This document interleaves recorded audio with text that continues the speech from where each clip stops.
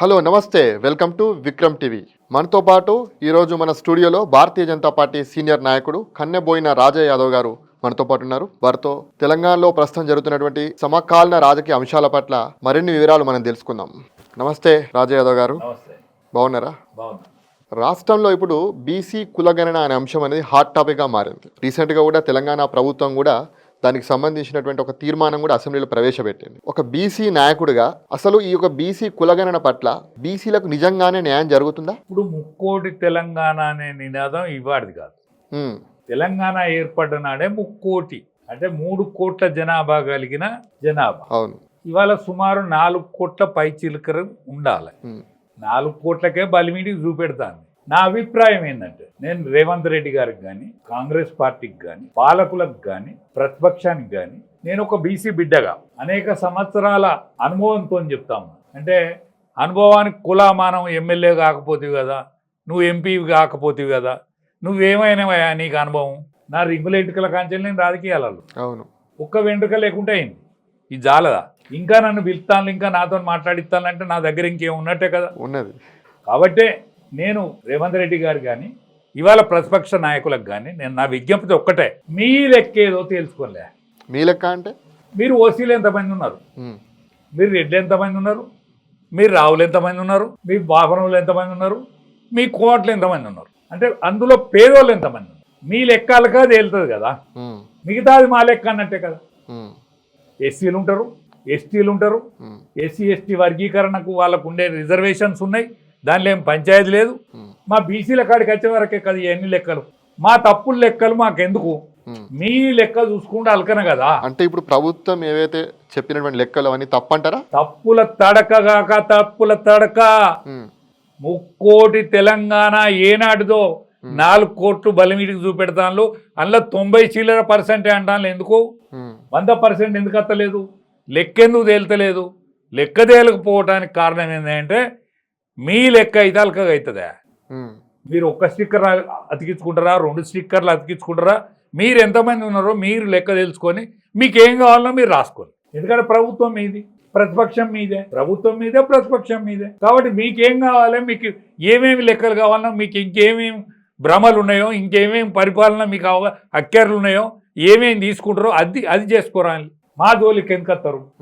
మా లెక్కేదో మీరు మా నోసట రాత రాయొద్దు. ఇంకా దయచేసి రేవంత్ రెడ్డి గారు, మీరు కానీ ప్రతిపక్ష నాయకులైనటువంటి నాయకులు కానీ, ఇవాళ కేసీఆర్ గారు ప్రతిపక్ష నాయకుడే, ఆయన వస్తలేడు, ఆయన కొడుకు వస్తాడు, ఆయన కొడుకే మాట్లాడతాడు. నేను కేటీఆర్ కూడా విజ్ఞప్తి చేస్తాను, మీ లెక్కేదో మీరు తేల్చుకోండి, మా లెక్కల జోలికి రాకండి.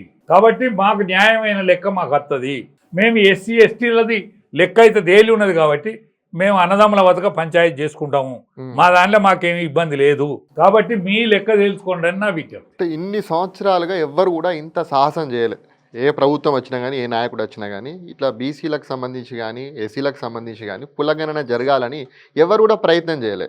అట్లాంటి ప్రయత్నము రేవంత్ రెడ్డి చేయడం జరిగింది. అయినప్పుడు కూడా మీరు అట్లా కాదని చెప్పేసి కులగణన ఎందుకండి? మీకు కులగణన చేసిన పేరు, మా నొష్టరాత ఏదో మలుపుతాననే పేరు, మాకేదో నొష్ట నువ్వు రాస్తానట్టు లెక్క. మాకు ముఖ్యమంత్రి పదవి అయితే ఇస్తలేరు. ఉప ముఖ్యమంత్రి పదవి కూడా బలిమీడికే ఇచ్చింది కదా, బలిమీడికే ఇచ్చింది కదా.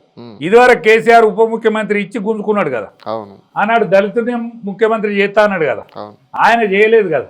మమ్మల్ని ఎందుకు గోసపుచ్చుకుంటారండి? ఇంకా మమ్మల్ని గోసపుచ్చుకుంటే కాక మాకేదో వరం ఇచ్చినట్టు, మీదికెళ్ళి మాకేదో వరం ఇచ్చినట్టు. ఈ వరం రూపంలో మమ్మల్ని మోసం చేయకండి దయచేసి. ఈ వరం మాకు అక్కర్లేదు. మా లెక్కేదో మాకు తేల్చండి. మీ లెక్కేదో మీరు తేల్చుకుంటే మా లెక్క తేలుతుంది కదా. సత్యమది మేమే కదా. అందుకని దయచేసి మీ లెక్క మీరు తేల్చుకోండి. లేకపోతే మీ లెక్క తేల్స్తాం మేమే ఊకోం. ఇదివరకు ఎడ్డి తెలంగాణ, గుడ్డి తెలంగాణ కాదు ఇది. తెలివైన తెలంగాణ, తెలివికొచ్చిన తెలంగాణ. మా పిల్లలు ఇవాళ మాకు సోయి నేర్పేట స్థితికొచ్చిండ్రు. కాబట్టి ఇది ఎడ్డి తెలంగాణ కాదు కాదు కాదు కాదు. గతంలో ఇదే సర్వే కేసీఆర్ గారు అధికారంలో ఉన్నప్పుడు సమగ్ర కుటుంబ సర్వే అని చేయడం జరిగింది. మళ్ళీ ఆ తర్వాత రేవంత్ రెడ్డి ముఖ్యమంత్రి అయిన తర్వాత మళ్ళీ ఒక కులగణన సర్వే అని చేయడం జరిగింది. దానికి దీనికి ఒక సీనియర్ నాయకుడిగా అసలు ఏంటి తేడా ఏంది? అసలు దానివల్ల ఏమైనా ఒరిగింది ఆ ప్రజలకు? దేని వలన ఉరగలేదండి. అందుకనే మీ లెక్క అలక తేలుతుంది. నేను ఇప్పటికి చెప్తాను, మీ జనాభా తక్కువ, మా జనాభా ఎక్కువ. మా ఫ్యామిలీ ప్లానింగే చేసుకునేందుకు మా ఇంట్లో 3 లేకపోతే 4 లేకపోతే మా తల్లి మాట్లాడదు, మా తండ్రి మాట్లాడాడు, మా అత్త తిడుతుంది మా ఇళ్ళల్లో. మా అత్త తిడుతుందా ఇళ్ళల్లో? ఒక పొలగాడు అవుతాడా, ఒక బిడ్డ అవుతుందా అనేటువంటి నినాదం మా దాంట్లో ఉన్నది. మా ఎస్సీ ఎస్టీ జనాభాలో పెరుగుదల ఉంటుంది, ముస్లిం జనాభాలో కూడా పెరుగుదల ఉంటుంది. మీరు మా జోలికి ఎందుకు వస్తారండి? మీ లెక్కేదో మీరు తెలుసుకుంటే అయిపోతుంది. మీ దాంట్లో ఆడపిల్లలు దొరుకుతలేరు, మా కెరికే. మీరు ఆడపిల్లలు చంపుతాను, మా కెరికే. మేము అనద్దు, ఎందుకంటే మేము ఎందుకనాలి మిమ్మల్ని? మేము అన్న నోరు అవుతుంది, మీరు విన్న నోరు అవుతుంది. మేము ఓర్వలేని వాళ్ళం అవుతాం. మేము ఇంత ఓర్పంలో మేము ఓర్చుకునే కులంలో పుట్టినాం. కాబట్టి మిమ్మల్ని వేలెత్తి చూపం కాక చూపం, కానీ మేము వేలెత్తి చూపెట్టేటట్టు మీరు మెదలద్దు కాక మెదలదు. కాబట్టి మీ గణన చేసుకోండి, మా గణనలో తప్పుల తడక ఉన్నది కాక తప్పుల తడక. మీరు వాళ్ళ గణన వేసుకోమండి అని చెప్పేసి మీరు అంటున్నారు. మరి మొన్న జరిగినటువంటి సర్వేలో మీరు పాల్గొన్నారా? నేను పాల్గొన్నాను. మరి ఎందుకు పాల్గొన్నారు? ఆయనతో పాల్గొనకపోతే పాల్గొనలేదన్న పేరు ఎందుకని?